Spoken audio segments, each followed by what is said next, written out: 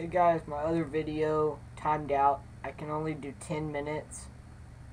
For some reason I can't figure out how to change that on my webcam here. On my camera.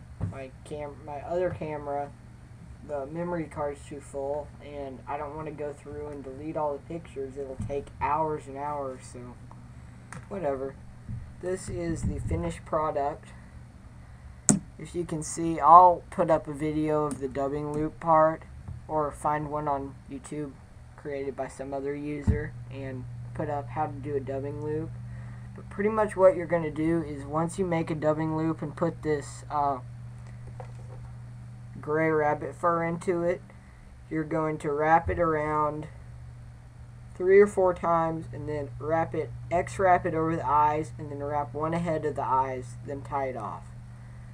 And cement it with Sally's hard as nails. And one of the things I do to this fly, I'll figure out where it is. There it is once you finish this, the colors start to kind of blend together. You want to take a toothbrush and just start brushing it back, and it'll make the marabou stand perfectly, make it go back into order, and kind of blend the fly going from the dubbing head to the hackle body to the marabou tail to the rabbit strip tail. And that's your fly. This is an awesome fly.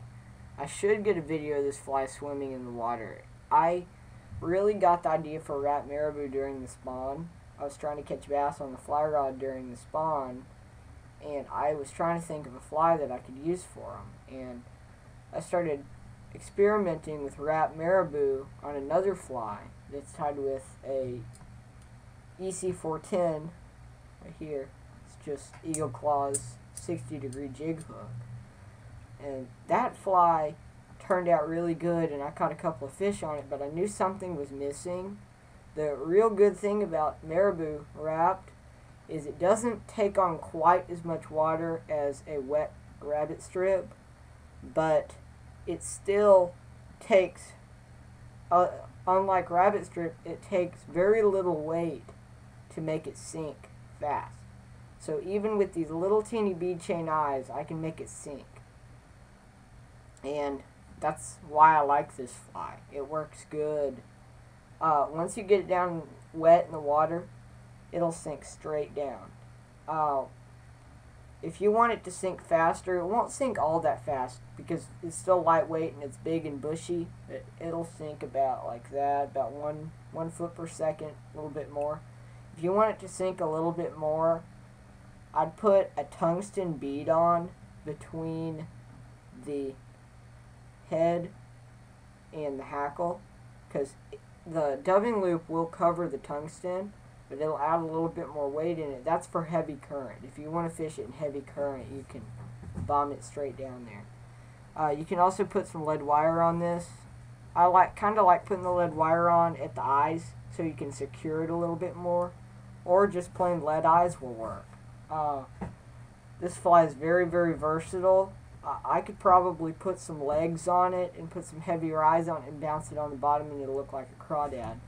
But what I'm trying to imitate here is a baby bluegill, or a shiner, or you could tighten white and imitate a shad, or really a sculpin. God, it would work for anything.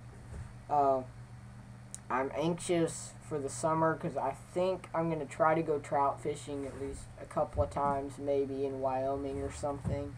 Then we're going to Italy this summer, so I can take it up there. I've heard there's some big brown trout that eat bait fish like this, so I can check out those. I'll see if I can fish for those with these. And I've been fishing these for a couple of months now, and in those couple of months I've caught my PB bass, a 8-pound bass, on one of these flies.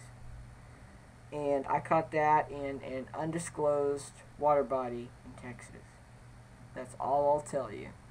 I'm not giving away my secret spot. It's a great spot, but I'll give it away someday, but I'm not giving it away now.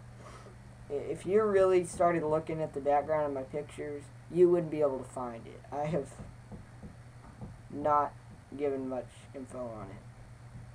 But away from that topic, this thing fishes great in current as well as still water ponds. I've caught, for some reason this seems to trigger the bigger bass, not the smaller ones, so I usually catch at least a few bass over a pound, and I get a couple 2 or 3 pounders a day on this. It just seems to start triggering the larger bass, and also the movement sometimes attracts bluegill, but they'll go away once the bass start following it to shore. It's a real fun fly to fish. So I'll try to do a fishing video tomorrow. I'm going to be out fishing all day, maybe at a couple different places. I'm going to try to go to the Coppell Library Pond tomorrow. That place is one place that this has done really well, and I caught a 5-pounder there last time I fished this. So I'll check that out and post up a video.